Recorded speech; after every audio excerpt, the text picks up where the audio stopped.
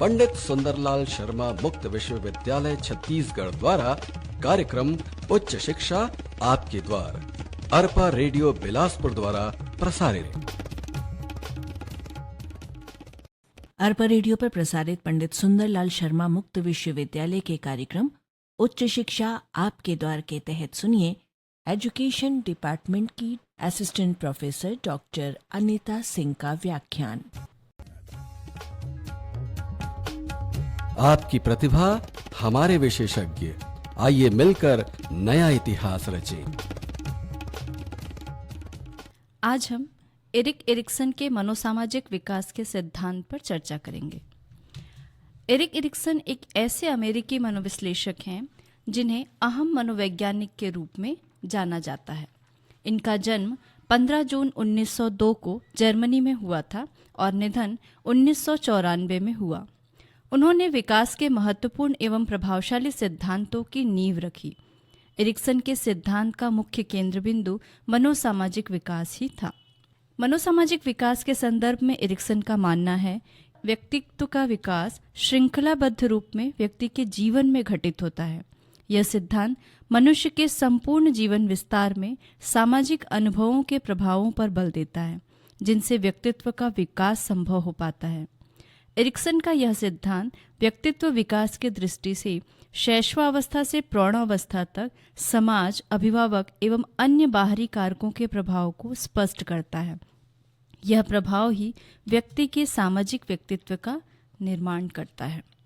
Ericsson अपने मनोसामाजिक विकास के सिद्धांत में मनुष्य के व्यवहार के विषय में कुछ पूर्व अवधारणाएं रखते हैं, जो इस प्रकार से है।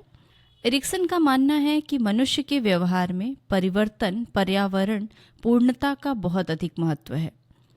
दूसरी बात वो कहते हैं कि मनुष्य के अन्य पहलू जैसे विवेकता, वस्तुनिष्ठता, ज्ञान, निर्धारण का महत्व तुलनात्मक रूप से कम होता है।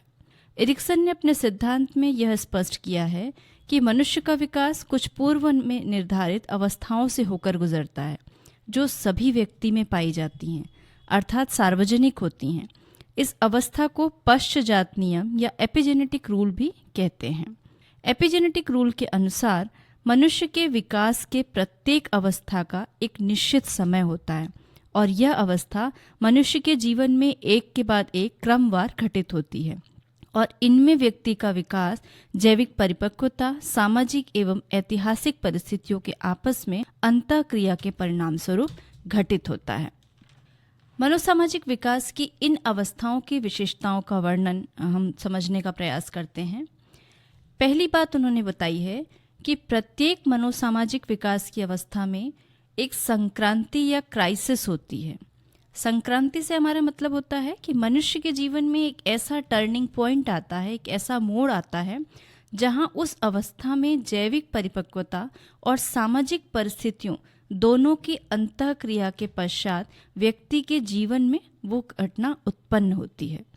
अर्थात वो एक ऐसा टर्निंग पॉइंट है जहां पर हमारी बायोलॉजिकल मैच्योरिटी या जैविक परिपक्वता अर्थात अवस्था के आधार पर हमारे साथ जो घटनाएं होती हैं, जो मैच्योरिटी विकसित होती है और जो सामाजिक परिस्थितियां हमारे साथ उसके साथ साथ जन्म लेती हैं, वो दोनों की अंतःक्रिया के पश्चात व्यक्ति के जीवन में कुछ ऐसी घटना होती है जिसका सामना उस व्यक्ति को करना पड़ता है। उसे हम टर्निंग पॉइंट या अहम मोड़ कहते हैं। दूसरी बात उन्होंने बताई है कि मनोसामाजिक विकास की अवस्थाओं में सकारात्मक और नकारात्मक दोनों ही तत्व पाए जाते हैं। मानव विकास की इन अवस्थाओं में यदि व्यक्ति के जीवन काल में जैविक परिपक्वता एवं सामाजिक परिस्थितियों के अंतःक्रिया के कारण संघर्ष की स्थिति निर्मित होती है और व्यक्ति उस संघर्ष की स्थिति का सामना करने में समर्थ होता है, तो उसके अंदर एक सकारात्मक ऊर्जा संचरित होती है और नकारात्मक तत्व समाप्त हो जाते हैं और व्यक्ति के व्यक्तित्व का विकास की प्रक्रिया बिना किसी बाधा के निरंतर चलती रहती है और एक स्वस्थ मानव विकास का जन्म होता है। तीसरी बात उन्होंने बताई है कि व्यक्ति के जीवन में आने वाली प्रत्येक मनोसामाजिक अवस्था की संक्रांति को व्यक्ति को दूर करना होता है। यह तब संभव होता है जब व्यक्ति संक्रांति से उत्पन्न संघर्ष की स्थिति का समाधान कर लेता है। समाधान कर लेने के पश्चात व्यक्ति के जीवन में एक मनोसामाजिक शक्ति का विकास होता है, जिसे एरिक्सन ने सदाचार या विर्च्यू का नाम दिया है। इसके विपरीत यदि व्यक्ति ने संक्रांति से उत्पन्न संघर्ष की स्थिति का समाधान नहीं ढूंढा तो उसके जीवन में मनोसामाजिक विकास की अगली अवस्था का विकास अवरुद्ध हो जाता है। अगली बात वो बताते हैं कि मनोसामाजिक विकास की अवस्था में 3R की चर्चा उन्होंने की है। 3R से हमारा मतलब है, एक होता है कर्मकांडता राइचुअलाइजेशन, दूसरा कर्मकांड राइचुअल, और तीसरा जो है कर्मकांडवाद राइचुअलिज्म। कर्मकांडता क्या है, इसे हम समझने का प्रयास करते हैं। व्यक्ति समाज में रहता है और समाज के विभिन्न संस्कृति परंपराओं को अपनाता है। वह समाज के अन्य व्यक्तियों से इन संस्कृति व परंपराओं की औपचारिकता को पूरा करने के लिए अंतःक्रिया करता है। ऐसा वह समय समय पर परिस्थिति के अनुसार कई बार करता है, जिसे वह समाज में अपने को अच्छे और संस्कारी व्यक्ति के रूप में स्थापित कर सके, जिसका एक अनुकूल महत्व होता है। कर्मकांड से मतलब है वयस्क समुदाय या एडल्ट कम्युनिटी के द्वारा महत्वपूर्ण घटनाओं को प्रदर्शित करने के लिए कार्यों को किया जाता है और उसकी बार बार आवृत्ति भी की जाती है। कर्मकांडवाद से तात्पर्य होता है कि कर्मकांडता में यदि विकृति उत्पन्न हो जाए, अर्थात व्यक्ति समाज के मानकों और परंपराओं का निर्वहन नहीं करे, तो स्वयं केंद्रित व्यवहार का निष्पादन होता है और यह स्थिति कर्मकांडवाद कहलाती है। और पांचवी अवस्था उन्होंने बताई है कि प्रत्येक मनोसामाजिक विकास की अवस्थाओं का निर्माण उसकी पूर्व की अवस्थाओं के विकास से ही जुड़ा होता है। इस तरह एरिक्सन के द्वारा मनोसामाजिक विकास की 8 अवस्थाओं को प्रदर्शित किया गया, 8 अवस्थाओं पर चर्चा की गई है। हम एक एक करके इन सभी अवस्थाओं पर विस्तार से जानकारी लेंगे। एरिक्सन के द्वारा 8 अवस्थाओं की पहली अवस्था है शैशवा अवस्था, विश्वास बनाम अविश्वास, infancy stage, trust versus mistrust. यह अवस्था जन्म से 1 साल की उम्र तक चलती है। इस अवस्था में बालक में जो पहला धनात्मक अहम गुण विकसित होता है वो कहलाता है दूसरों तथा अपनों के प्रति विश्वास की भावना। बालक में यह विश्वास की भावना माता पिता की अच्छी देखरेख, प्यार और स्नेह से विकसित होती है, जिसके कारण उसके अंदर यह विश्वास जागृत होता है कि वह जीवन की प्रत्येक आवश्यकताओं को पूरा करने में शारीरिक और मानसिक दोनों रूपों में सक्षम है। इस तरह के आस्था व विश्वास के साथ बालक के अंदर एक स्वस्थ व्यक्तित्व का निर्माण होता है। इसके विपरीत कई बार माता पिता अपने बच्चे के प्रति अच्छी देखरेख नहीं कर पाते, उनका स्नेह और लगाव उनसे बहुत अच्छे से नहीं रख पाते हैं। उनका व्यवहार बच्चों के प्रति अविश्वसनीय, चिड़चिड़ा या अनुपयुक्त होता है, जो बच्चे के मन में अविश्वास की भावना पैदा करता है। वह दूसरों के प्रति संदेह, डर जैसे अनुभव विकसित कर लेता है, जो उसके अंदर एक अस्वस्थ व्यक्तित्व को विकसित करते हैं। शिशु उस स्थिति में ज़्यादा दुखित होता है जब वह यह महसूस करने लगता है कि उसकी माँ का ध्यान उस पर न होकर किसी अन्य चीज़ों पर ज़्यादा होने लगा है। उदाहरण के लिए वर्तमान समय में ज़्यादातर माता पिता दोनों ही नौकरी वाले होते हैं। वे अपने परिवार व बच्चे को पूरा समय नहीं दे पाते हैं। शाम को जब वे काम से लौटते हैं तो थकानवश वो उनका व्यवहार चिड़चिड़ा सा हो जाता है, जो बालक के व्यवहार पर अनुकूल प्रभाव नहीं डालता है और बालक का मन व्यथित हो जाता है। एरिक्सन का मानना है कि बालक के अंदर स्वस्थ व्यक्तित्व के विकास के लिए विश्वास के साथ अविश्वास की भावना का भी सही अनुपात में होना आवश्यक होता है। अगली बात उन्होंने बताई है कि जब बालक विश्वास बनाम अविश्वास की भावना के बीच संतुलन स्थापित कर लेता है तो उसके अंदर एक विशेष प्रकार की मनोसामाजिक शक्ति, साइको सोशल स्ट्रेंथ का जन्म होता है, जिसे उन्होंने आशा का नाम दिया है। आशा से हमारा मतलब है ऐसी मनोसामाजिक शक्ति जो बालक के अंदर उसके अस्तित्व और वातावरण को समझने में मदद करती है और उसके जीवन को उद्देश्यपूर्ण बनाती है। इस अवस्था में बालक के अंदर कर्मकांडता या राइचुअलाइजेशन को एरिक्सन ने दिव्य तत्व या न्यूमिनस एलिमेंट कहा है, क्योंकि बालक अपने माता पिता की उपस्थिति और साथ को एक दिव्य शक्ति के रूप में मानता है, इसलिए उन्होंने इसे दिव्य तत्व की संज्ञा दी है। कर्मकांड की अवस्था में वयस्क इस कर्मकांडता की आवृत्ति करते हुए अन्य व्यक्तियों के साथ इसे ज्यादा आदर, प्रेम, स्नेह के आदान प्रदान के रूप में विकसित कर लेता है। कर्मकांडवाद में एरिक्सन ने इसे मूर्ति पूजन का नाम दिया है, जो कर्मकांडता में विकृति उत्पन्न होने पर बालक के अंदर विकसित होती है। यदि बालक को अपने माता पिता का स्नेह और उपस्थिति महसूस नहीं होती है तो वह उन्हें मूर्ति स्वरूप मानने लगता है और ऐसी स्थिति में वह स्वयं को महत्व देने लगता है, अपनी ही पूजा करने लगता है और उसे दूसरों पर विश्वास बिल्कुल नहीं रह जाता है। एरिक्सन ने जो दूसरी अवस्था दी है उसका नाम है प्रारंभिक बाल्यावस्था, स्वतंत्रता बनाम लज्जाशीलता। यह अवस्था 2 से 3 वर्ष तक रहती है। बालक अपनी मनोसामाजिक अवस्था में विश्वास को प्राप्त कर लेता है, तब वह दूसरी अवस्था में उसके अंदर स्वतंत्रता एवं आत्मनियंत्रण जैसे शील गुणों का भाव विकसित करता है। इससे पहले की अवस्था में बालक पूर्णतः दूसरों पर निर्भर रहता था, किंतु इस अवस्था में उसके अंदर परिपक्वता या मैच्योरिटी, शाब्दिक अभिव्यक्ति, वर्बल एक्सप्रेशन, सामाजिक विभेदता, सोशल डिस्क्रिमिनेशन जैसी क्षमता का विकास हो जाता है। इस अवस्था में बालक प्रकृति, वातावरण का ज्ञान अपनी स्वतंत्र क्षमता से खोजना शुरू करता है। उसे अपने इस कौशल से परम आनंद की अनुभूति होती है।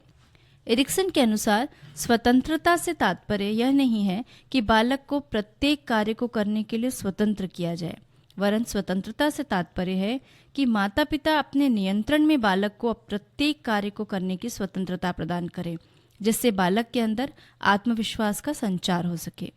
यदि माता पिता बालक को छोटा समझकर उसे कोई कार्य करने नहीं देते हैं, स्वयं ही उसका कार्य कर देते हैं, बालक की क्षमता से अधिक उससे कोई उम्मीद लगाते हैं, तो बालक के अंदर लज्जाशीलता की भावना विकसित हो जाती है। इसके कारण बालक में नकारात्मक गुण जैसे स्वयं पर शक करना, कमजोर, असहाय या शक्तिहीनता का गुण पैदा हो जाता है।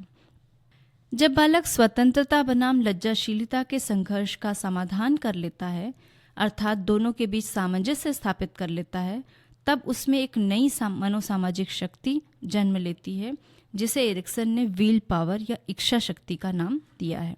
इच्छा शक्ति से तात्पर्य है ऐसी शक्ति जो बालकों को पूरी स्वतंत्रता के साथ अपनी रुचिपूर्ण या पसंद का कार्य करने और आत्मनियंत्रण करने में समर्थ बनाना होता है।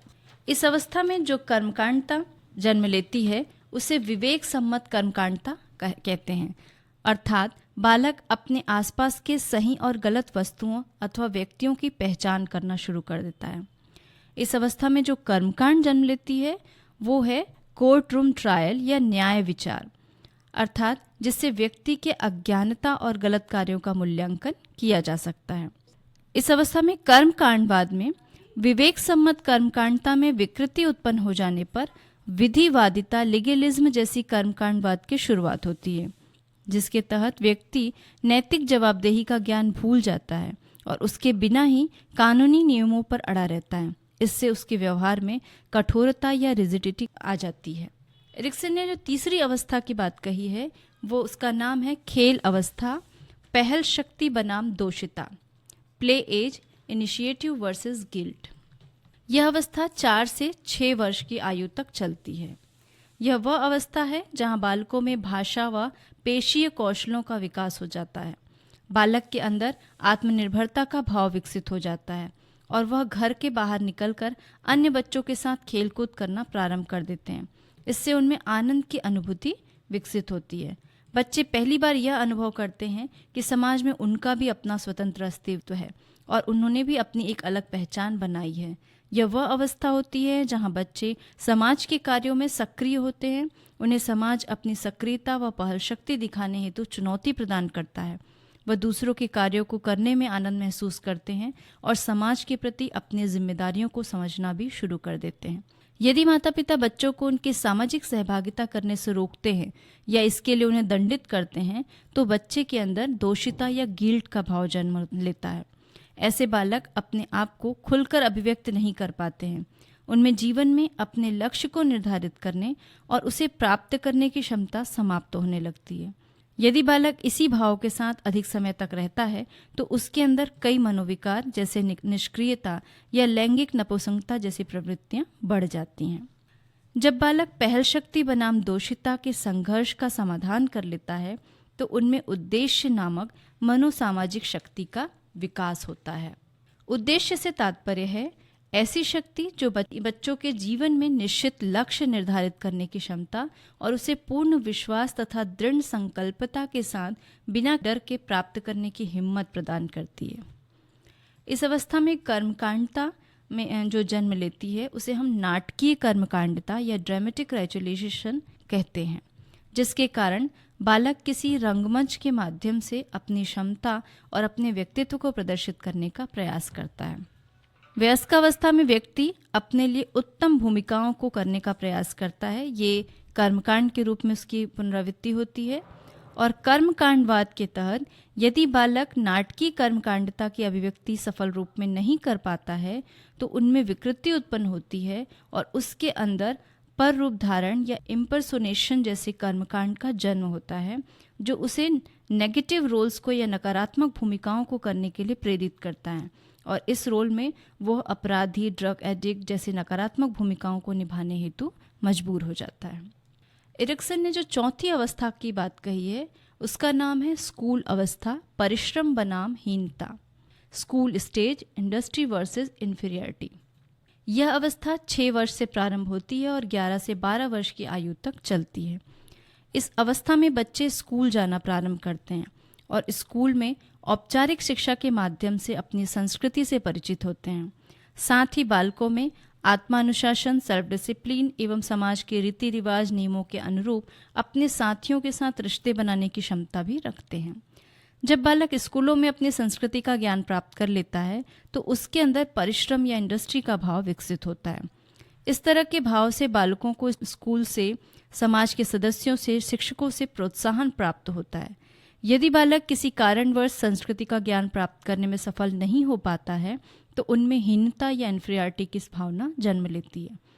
हीनता का कारण यह भी हो सकता है जब बालक को उसके कौशल और क्षमता के आधार पर न मापकर उसे जाति प्रजाति के आधार पर मापा जाता है। हीनता का भाव पैदा होने से बालकों में अपनी क्षमता और योग्यता पर से विश्वास टूट जाता है। जब बालक परिश्रम बनाम हीनता के संघर्ष का समाधान सफलतापूर्वक कर लेता है तो उनमें एक नई मनोसामाजिक शक्ति जन्म लेती है जिसे सामर्थ्यता कहा जाता है। सामर्थ्यता या कॉम्पिटेंसी से मतलब होता है किसी कार्य को शारीरिक एवं बौद्धिक क्षमता का सही प्रयोग करते हुए पूरा करना। इस अवस्था में जो कर्मकांडता विकसित होती है उसे औपचारिक कर्मकांडता कहा जाता है, अर्थात बालक किसी कार्य को जब उचित ढंग से करता है तो उनमें गुणात्मक एवं कलात्मक गुणों का विकास होता है। इस अवस्था में जो कर्मकांड विकसित होती है उसे कार्य का जन्म होता है, अर्थात बालक किसी भी कार्य को औपचारिक कार्यविधि से पूरा करना पसंद करता है, अर्थात वो कार्य को सिर्फ एक औपचारिक रूप करना पसंद करता है। इस अवस्था में कर्मकांडवाद जो विकसित होता है, यदि औपचारिक कर्मकांडता में विकृति उत्पन्न होती है तो औपचारिकता जैसे कर्मकांडवाद का जन्म होता है, जिससे व्यक्ति किसी कार्य को केवल पूरा करने की औपचारिकता करता है, उसे समझने का प्रयास नहीं करता है। इस तरह हमने एरिक्सन की 4 अवस्थाओं पर आज चर्चा की। हम अपने अगले लेक्चर में एरिक्सन की शेष 4 अवस्थाओं पर चर्चा करेंगे। धन्यवाद। नवीन युग का विश्वविद्यालय मूलाधार रखेगा, जनगण मन में जनहित का अवसर चाव भरेगा। गरल सुधा में परिणत होवे यह विनती है नियंता, कलुष निवारण सुयश संस्कृति रचे नए अभियंता। नमस्कार।